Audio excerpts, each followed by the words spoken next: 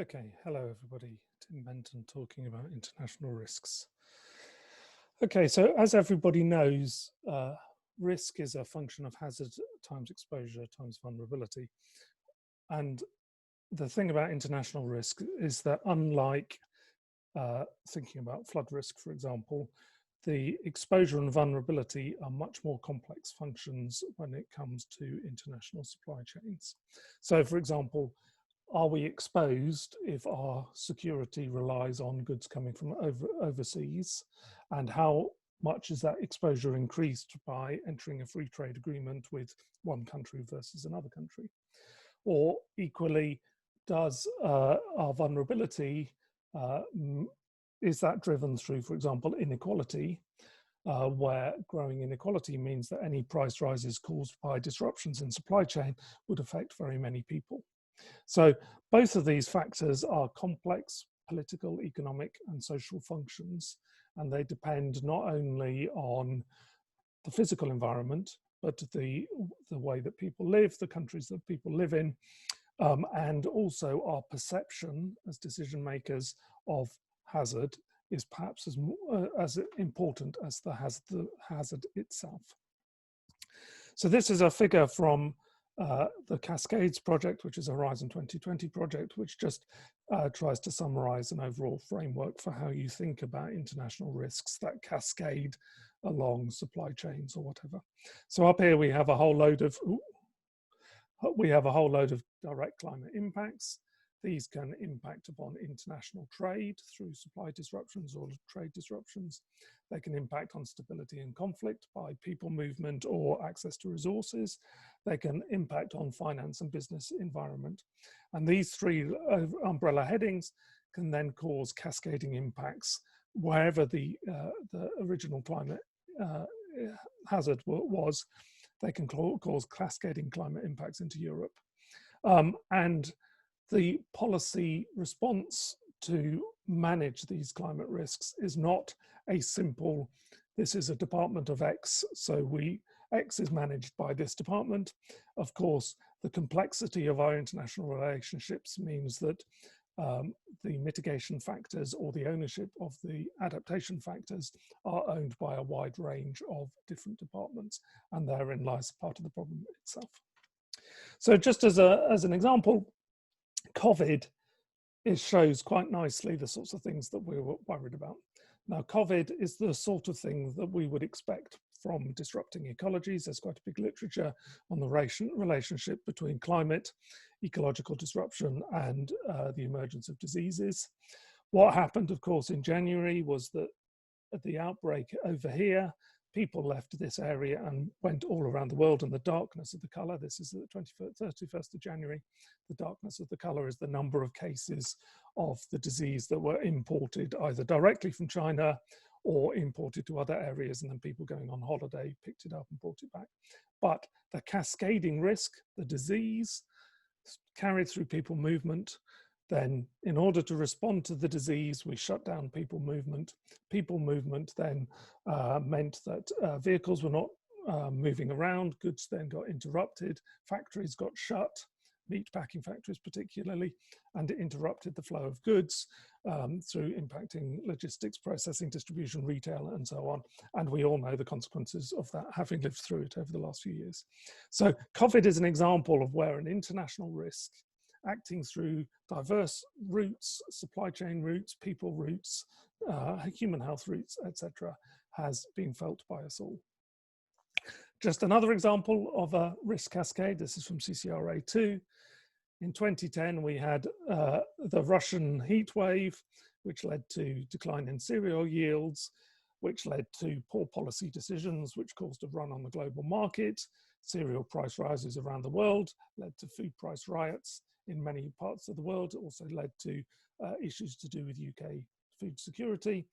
These food riots around the world contributed to destabilization of the Middle East. Destabilization of the Middle East contributed to movement of people into Europe and the migration crisis, and that has contributed to the rise in nationalism and even to Brexit and where we are today.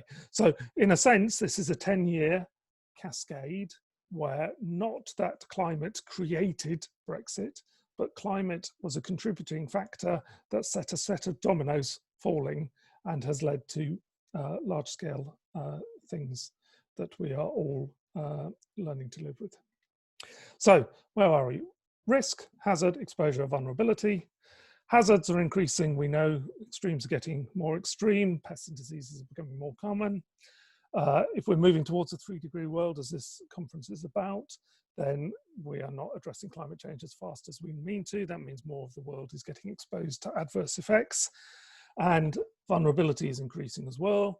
The world is becoming more fragile. Our systems are becoming more interconnected across space, sectors, and time. So food depends on transport, it depends on logistics, it depends on satellites, it depends on finance, it depends on land, it depends on water, it depends on farmers, obviously. We're also moving away from the end of the last century where the international architecture of international cooperation was quite strong. It's now very weak, it's being undermined. So instead of nations cooperating together, we're competing together, which means that when something goes wrong, it becomes more difficult to deal with. And as we look ahead, we expect things like COVID to happen. And if they happen with repeated frequency, then we're going to be disrupted in our ability to do strategically important things like rebuild a world that cooperates. And so when you look at each of these, the risk is increasing because hazards increasing, exposure is increasing, vulnerability is increasing. So what do we do to adapt? Well, we have to build resilient systems, and resilient systems are, how does a system manage in the face of a shock? Does it break? Does it flex? Does it take a long time to recover? And so on. What are the properties of resilience? Well, the properties of resilience are where the nub of the problem is. Resilience depends on redundancy, so that if something goes wrong, you have got spare supplies somewhere in the system, or there are different routes that you can adopt, or different things that you can find. It's not about an efficient system that is just in time, because that is fragile. Redundancy relies on the system being distributed or modular, so not centralized as we have done for efficiency. So as soon as you've got a centralized transport hubs or centralized meatpacking hubs or something, if something goes wrong with that hub, the system falls apart. We need to build more resilient systems by distributing.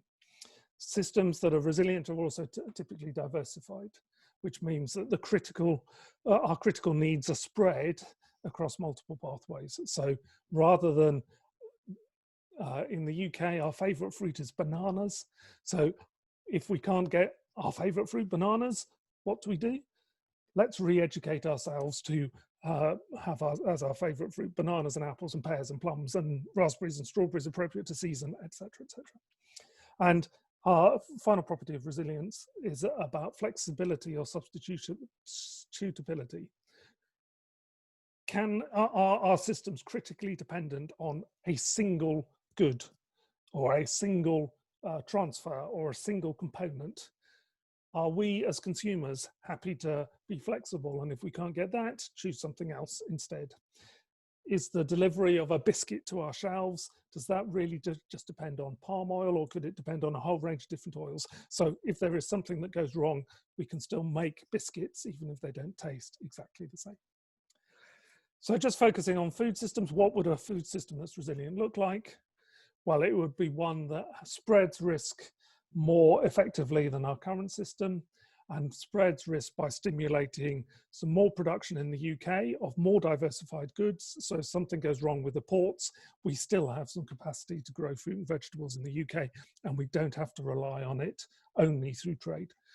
Resilience is not about self-sufficiency, it's about an appropriate balance that spreads risks between imported and homegrown. To get a resilient food system, we'd need to recognize that just-in-time is risky, and we would need to find ways of incentivizing redundancy. And if you remember, in the 2007-8 financial crisis, coming out of that, we mandated that banks had to have reserves at a certain level. So they had to have the redundancy. Even if they thought it was too much to have in the bank to cover loans, that's what we mandated. And I think we need to have a situation where we encourage companies to think about going back to some level of stock holding and stress testing their supply chains rather than just assuming that everything is always going to be smooth and just in time. Food system that's resilient would be one that builds resilience by encouraging us as people to be willing and able and flexible enough to eat multiple things according to their availability, rather than expect to have exactly the same things on the shelves day in, after day out, whatever the season, whatever the state of the world. And given that building resilience means less efficiency, more redundancy, more diversity, etc., it is likely that building resilience will cost more. So we need to also have better social safety nets, so that if food prices go up because of some event, people who are marginalized do not have less access to food. And finally, to build resilience, we need to think about how do we manage our overseas supply chains and work with countries to make sure that they are thinking about their own resilience, so that we're not relying on a country whose agriculture or factories fall down as soon as there is a climate impact. And just as an example of that, this is a graph from the last 4 or 5 years of food imports. What we have is the countries we import a lot of food from are up here. The countries we import less food from are down here. This is clearly a negative relationship. And this is a ranked index of the amount of environmental and social governance.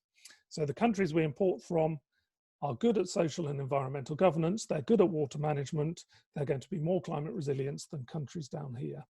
But if post-Brexit we don't import so much from up here and we're importing more from down here, we have to work with those countries to make sure that we don't enter a free trade agreement with them relying on their, say, citrus from Morocco instead of citrus from Spain, and then find that they can't supply because of climate impacts. So a few conclusions. The world is increasingly tuna, as futurologists call it, turbulent, uncertain, novel, ambiguous. Events are going to be increasingly disruptive and increasingly frequent. So we need to replace efficiency as a design objective with resilience within our systems, whether it is for financial movement, people movement, going on holidays, or whatever it is that we relate to international. Resilience typically costs because it is by definition less narrow sense efficient, because it builds in redundancy and so on. So there is the nub. We have to think, if we're going to build better, more resilient systems, who pays that cost and how do we minimize that cost? And finally, COVID-19 should be an eye-opener about why cascading risks matter and the sorts of things that are going to get thrown at us in future.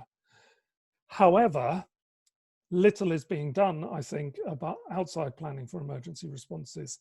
The message still hasn't got fully deeply ingrained in government thinking that what we need is resilience, not efficiency. We need to think about functionality under a shock, not driving down prices as much as possible. Okay, thank you very much.